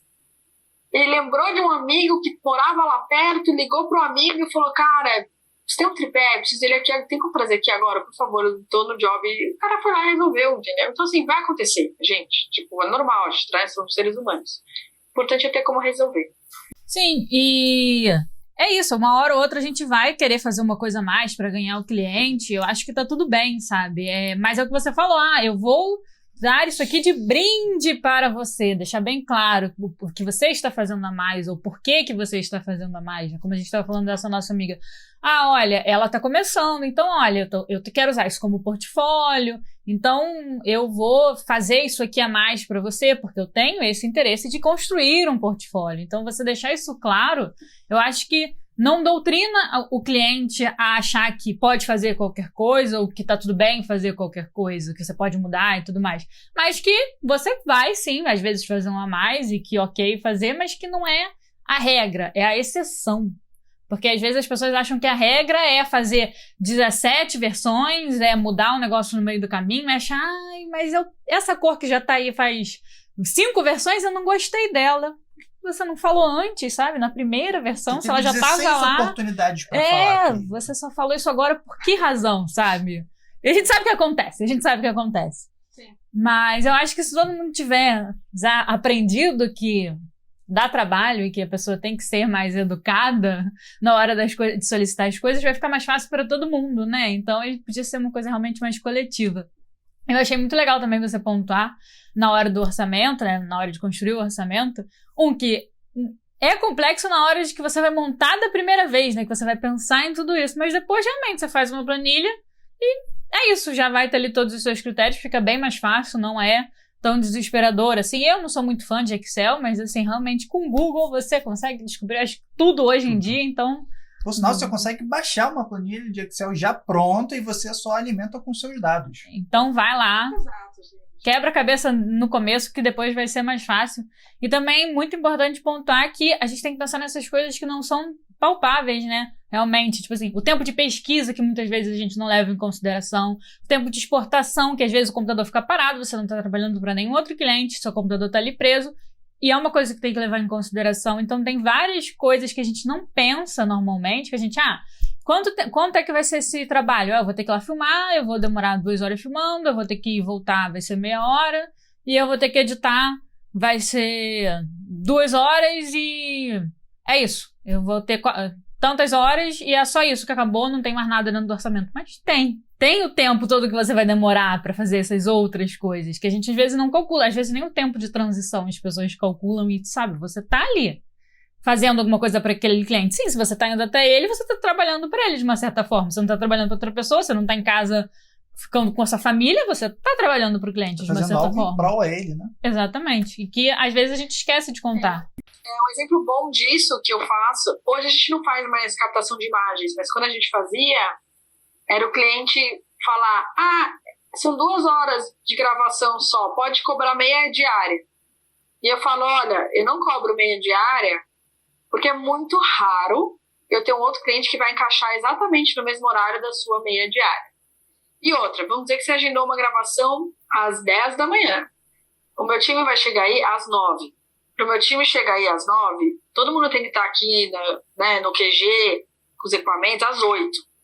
Para pegar o deslocamento. Então, todo mundo se concentra às 8 no escritório, para pegar o táxi, para chegar aí às 9 para passar na recepção, para subir no andar, para ver onde tem tomada, para 1 hora antes, para as 10 horas, quando começa a gravação, a gente está com o set montado. Aí vai ter 2 horas de gravação, 10 às 11, meio-dia. Terminou meio-dia. Aí eu boto mais 1 hora para desproduzir, para guardar esse equipamento. Então, a gente vai sair daí mais 1 hora para voltar pro escritório. Então, já deu 6 horas. Então, eu não vou conseguir encaixar nenhum outro job. E outra, vai que você tem um imprevisto que ao invés de você me atender às 10, você me atende às 11. Como é que fica meu outro cliente dessa outra meia diária, né? Então, por exemplo, isso é uma coisa que boa parte do mercado faz, mas quando a gente fez a gravação era uma coisa que eu falava, não trabalhamos com meia diária.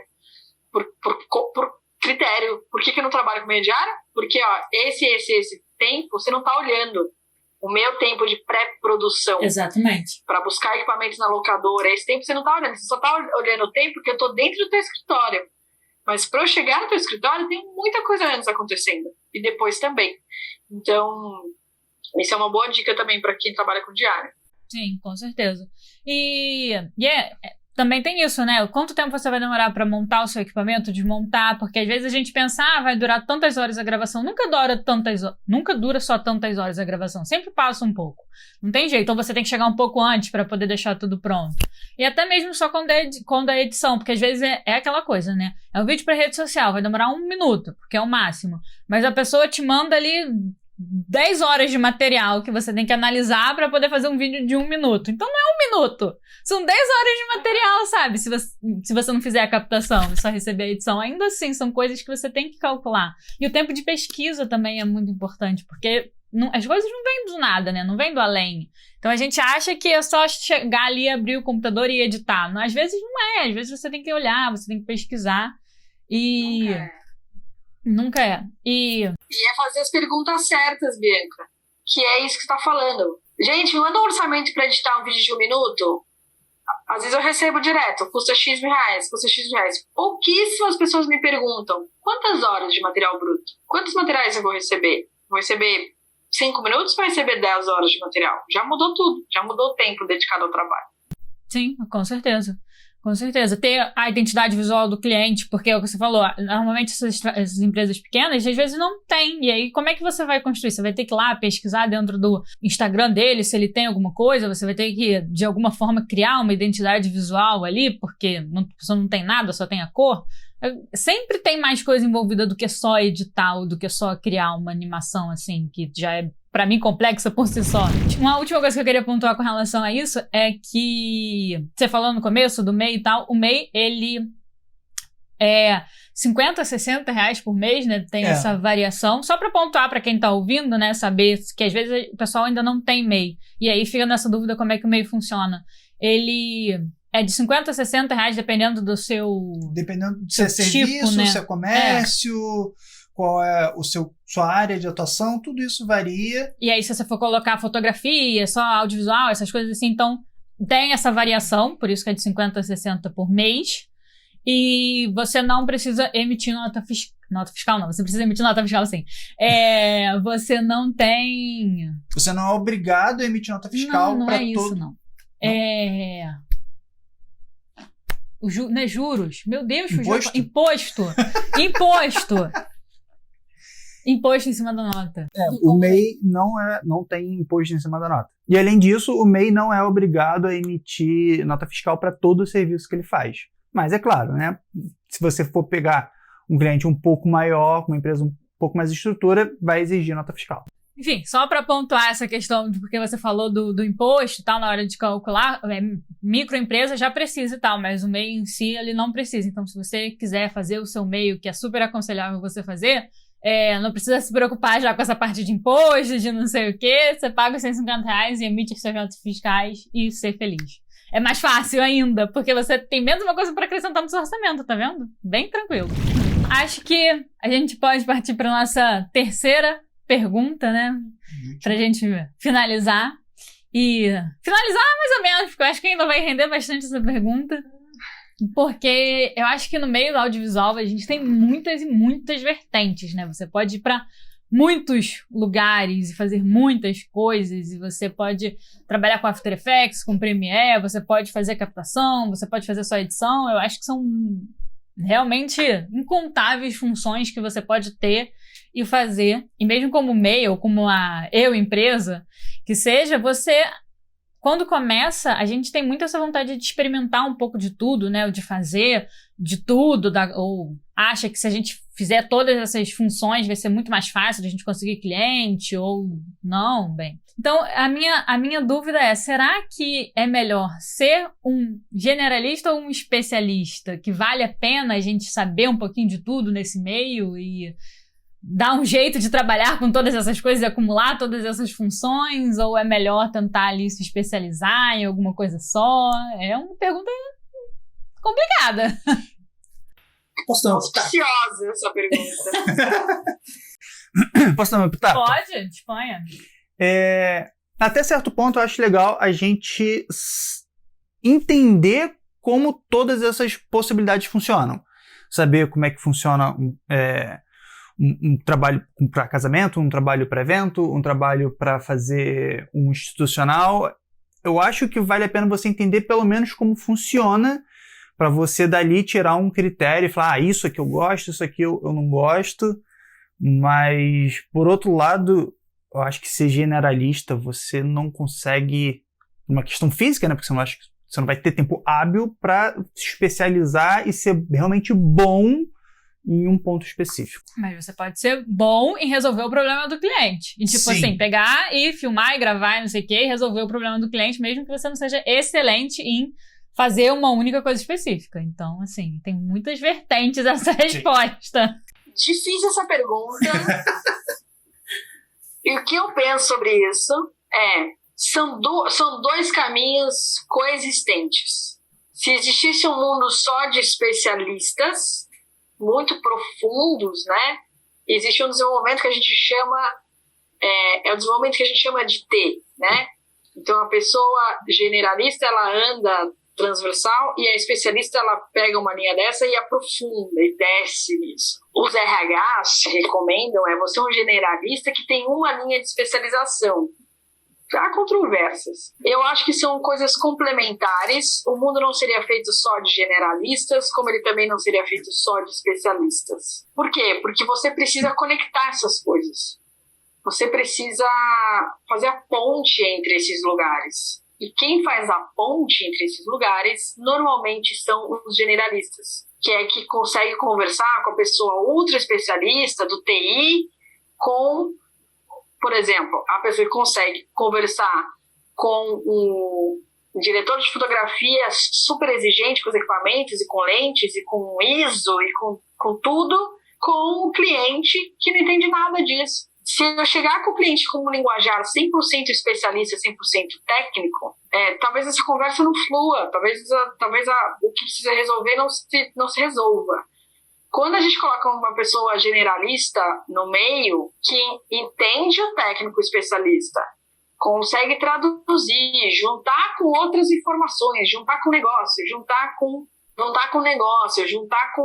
comercial, juntar com vendas, para traduzir isso para o cliente, aí dá jogo. No meu caso, olhando um pouco para mim, eu sou generalista, a minha empresa é especialista. Então são coisas complementares. Eu tenho uma função generalista, porque eu preciso estar um pouco ligado em tudo. Eu preciso estar ligado em gestão, eu preciso estar ligado em tecnologia, eu preciso estar ligado em design, eu preciso estar ligado em RH, em financeiro, Sou especialista em alguma coisa? Não. Aí eu vou lá e contrato uma gerente financeira que vai entender tudo disso. Ok, essa é a função dela, esse é o cargo dela. Eu não sou... muita gente me pergunta se eu fico com o papel de diretora criativa aqui. Eu falo, não. Porque não dá para fazer só isso. E se eu for diretora criativa, eu tenho que estar consumindo muito isso. E hoje, no meu papel, não. Porque eu também estou preocupado com a estratégia, em abrir operação não sei aonde, nas metas comerciais, em outras coisas que não são só a direção criativa. Então, de fato, eu tenho um papel executivo, um papel de CEO hoje.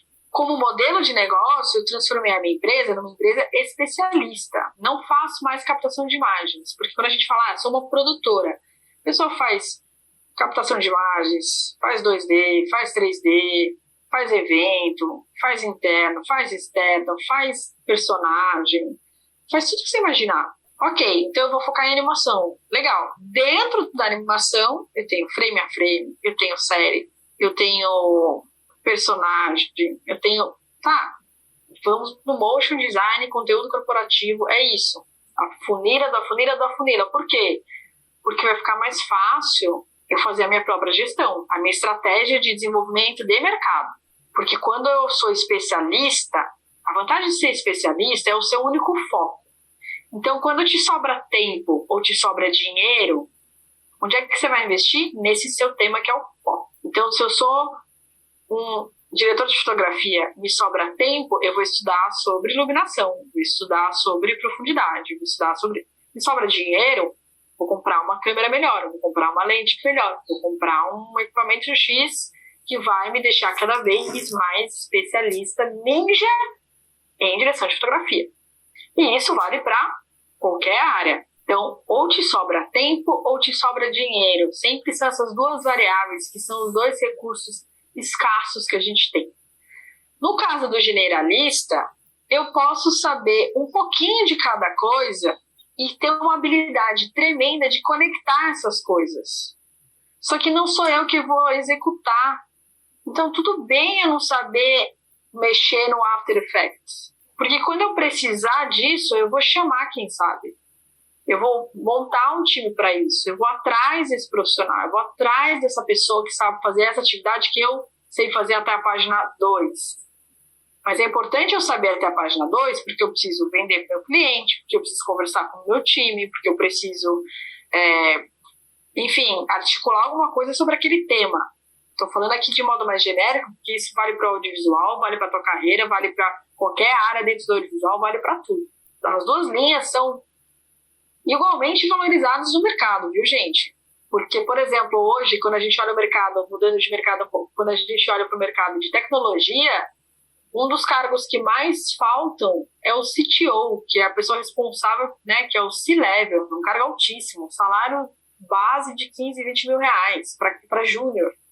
Por que está faltando essa pessoa? Porque a gente não acha pessoas que conseguem conversar com o desenvolvedor, que é a pessoa ultra especialista, que não é só ver lá as programações, para conversar com o cliente, para conversar com a área de vendas, para conversar com as outras áreas, entendeu?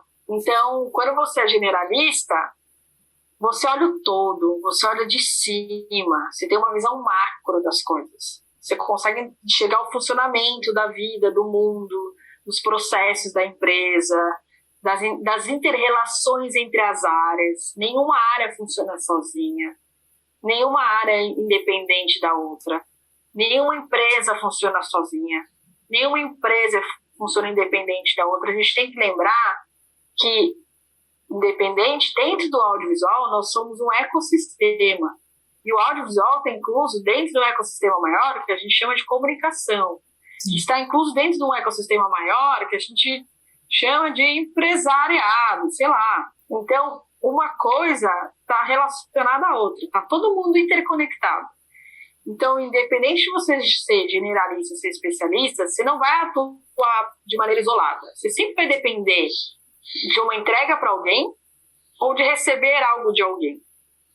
E sempre na tua vida vai ter alguém com uma posição acima da tua, lateral à tua ou abaixo da tua. Você sempre vai ser um profissional que tem alguém que é a tua liderança, ou alguém que é o teu time, ou alguém que é o teu par.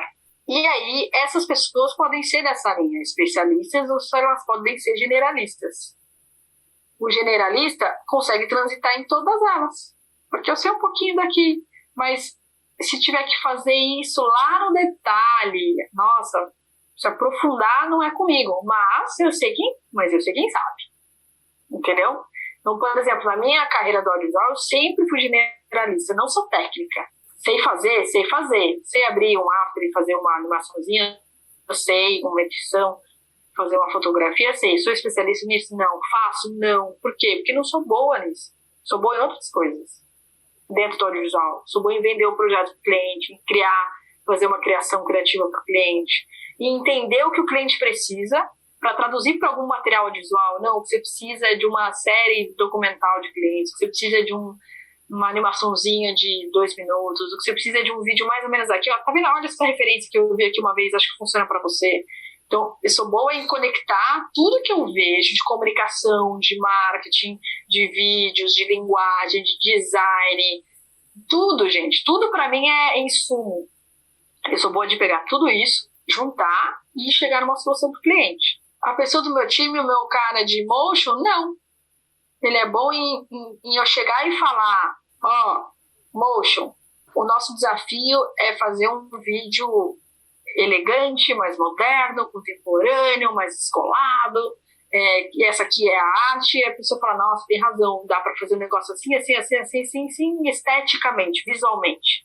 Eu falo, nossa, mas você entendeu o que eu quis dizer e você traduziu para uma linguagem que não é a minha, porque você é um especialista nisso.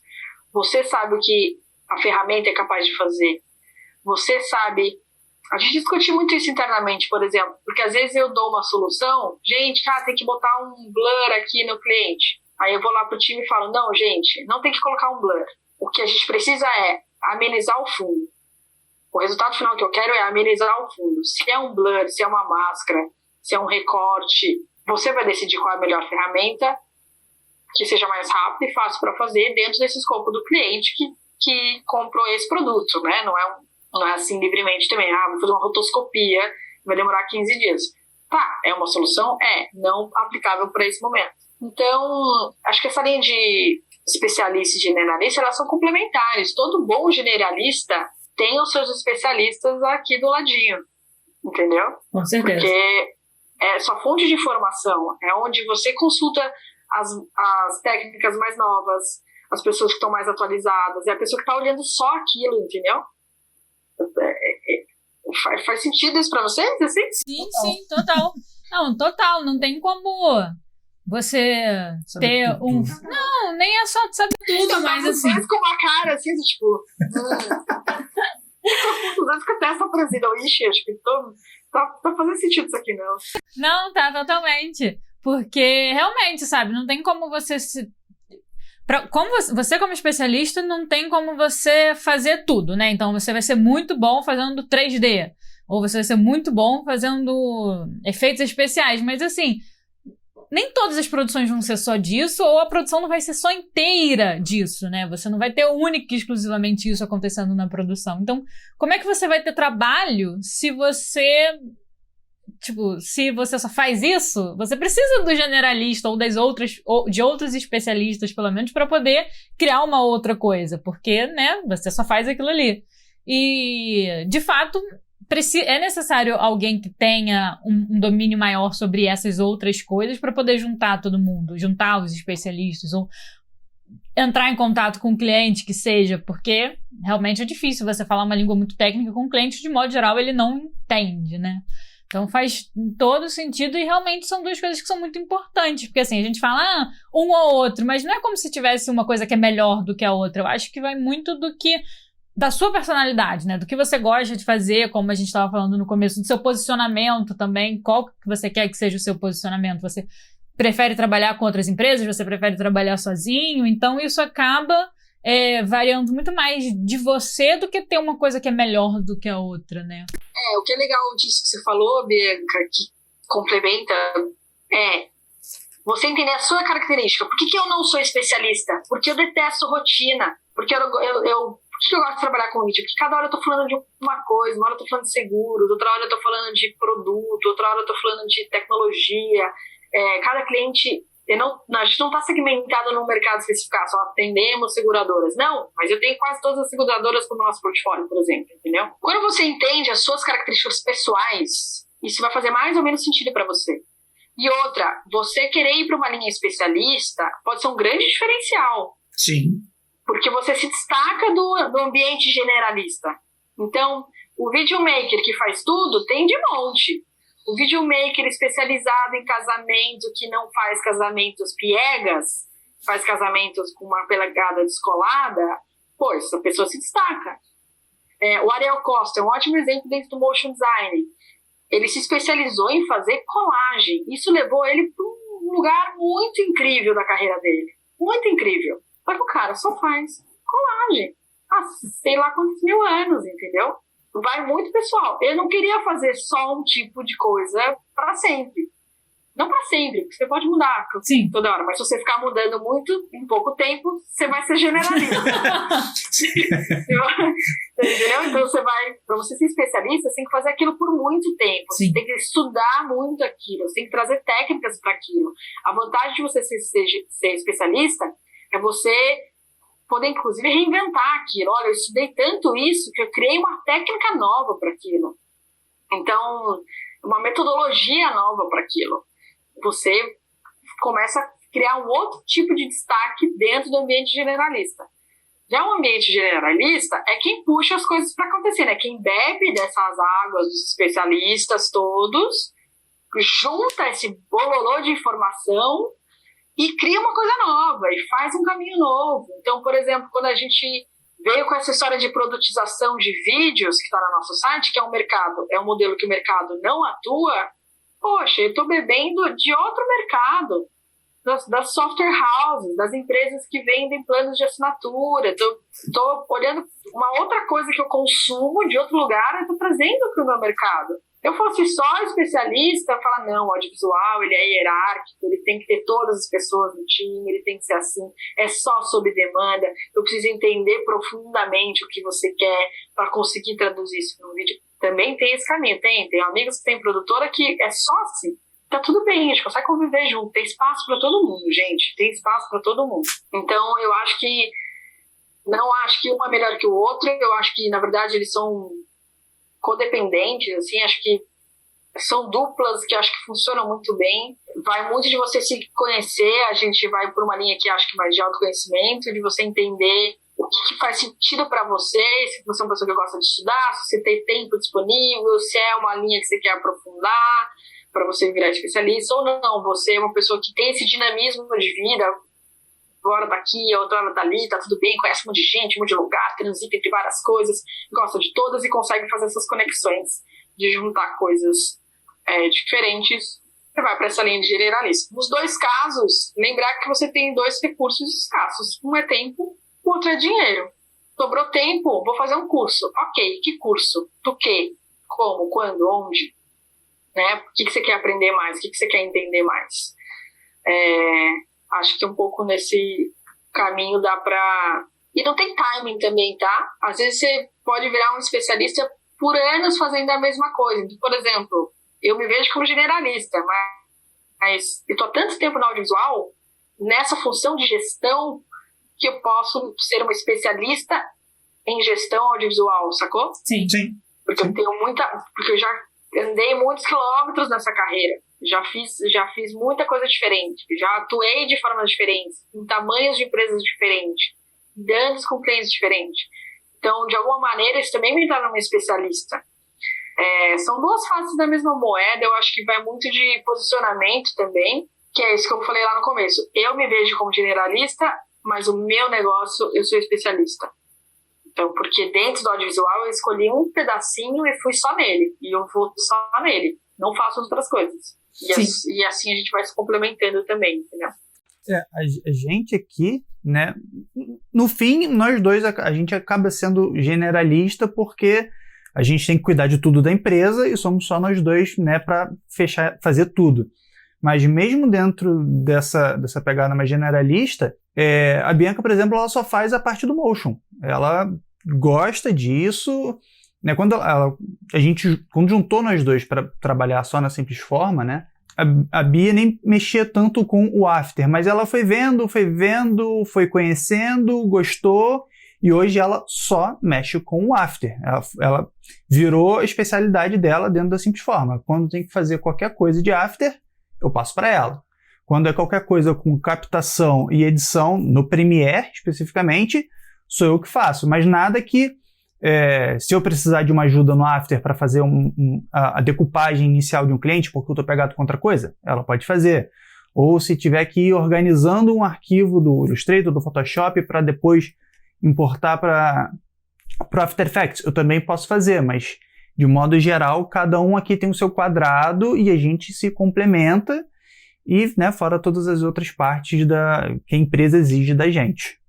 Eu acho que, no fim das contas, todo mundo é um pouquinho de tudo, né? Porque É o que ele falou, a gente é meio que generalista porque a gente faz toda a parte. Quando a gente tem que a gente faz a gravação, às vezes a edição, a gente coloca alguns efeitos, animações e tudo mais no vídeo, então a gente faz um pouquinho de tudo. Mas ao mesmo tempo a gente só faz vídeos empresariais, vídeos comerciais, a gente não pega casamento, a gente não pega nada disso. Então a gente, por um lado, tem ali uma especialização, sabe? Que a gente só faz esse nicho. Apesar de não ser tão específico, a gente ainda só trabalha com esse mercado. Então, acho que no fim das contas a gente é sempre um pouquinho de tudo, né? Não tem muito jeito. E outro dia eu tava vendo falar sobre essa questão de ser um generalista especialista, né? Eu acho que foi o que você falou antes também, que você acaba fazendo várias coisas, mas você, como você mesmo disse, você tem uma certa especialização, né? Você faz esse gerenciamento já há tanto tempo, então, de uma certa forma, você pode ser especialista nisso, mas são muitas funções que você tem. Então, é uma especialização meio generalizada. Você faz várias coisas, mas específica naquilo ali. Então, no fim das contas, você não quer um ou outro, você é quase tudo junto. A vida é assim, né, gente? A gente quer decidir, mas no fim das contas tudo se mistura, não tem jeito. E assim, é importante não ter pressa. E, de novo, não olha pro lado. Pega teu caminho e vai, entendeu? Né? Cada um tá na tua jornada, cada um tá no seu passo, cada um tá no seu ritmo. Então, se você decidir um caminho e decidir mudar, vai, né? Vai que o teu coração manda, vai onde você se sente bem, onde você tá feliz fazendo, onde você tá vendo resultado. Que com o tempo isso acontece, isso cresce, isso só melhora. Muito obrigada pela aula, mentoria, por todo esse papo, porque foi realmente muito, muito bom, muito incrível, maravilhoso. Foi uma aula, né? Foi uma aula, a verdade é que foi uma aula. E se estendeu um pouco mais, mas assim, eu espero que vocês tenham gostado também de ouvir, de acompanhar a gente aqui, porque pra gente foi realmente muito bom. E a gente espera ter trago, né, informações e perguntas que vai realmente tirar a dúvida de você que tá ouvindo, que tá assistindo, né? E a gente só pode agradecer muito, Simone, a você. A gente imagina o quão cheia deve ser a sua agenda, mas ainda assim você encontrou um tempo para dar essa atenção, esse carinho aqui pra gente, para poder compartilhar toda essa experiência que você juntou ao longo de todo esse tempo no mercado do audiovisual, e foi realmente muito bom a gente poder estar aqui e aprender com você assim, diretamente. Foi realmente uma experiência única, foi muito bom, de verdade, muito obrigado pelo seu tempo. Que isso, gente, eu que agradeço por estar aqui, para mim é um prazer trocar com vocês e com quem está ouvindo e contar essa minha história, essas coisas que eu vivi e aprendi, valorizar o mercado, ajudar quem está chegando. Eu estou aqui também para abrir portas, compartilhar é muito bom, porque sai todo mundo mais preenchido, sai todo mundo melhor, e um ajuda o outro, a gente vai mais longe juntos. Com certeza. Bem, é isso. Por hoje é só. Muito obrigada mais uma vez para você que acompanhou até o final e por você, Simone, por ter ficado aqui com a gente também, né? Compartilhando tudo isso. E falei que eu falava muito, né? Mas assim que é bom, pessoa que gosta de compartilhar e passar a mensagem pra frente, isso é bom. A gente precisa de mais gente assim pra passar a mensagem boa pra frente. Isso aí. Por hoje é só, e amanhã a gente volta com mais. Tchau. Tchau. Fechou. Tchau.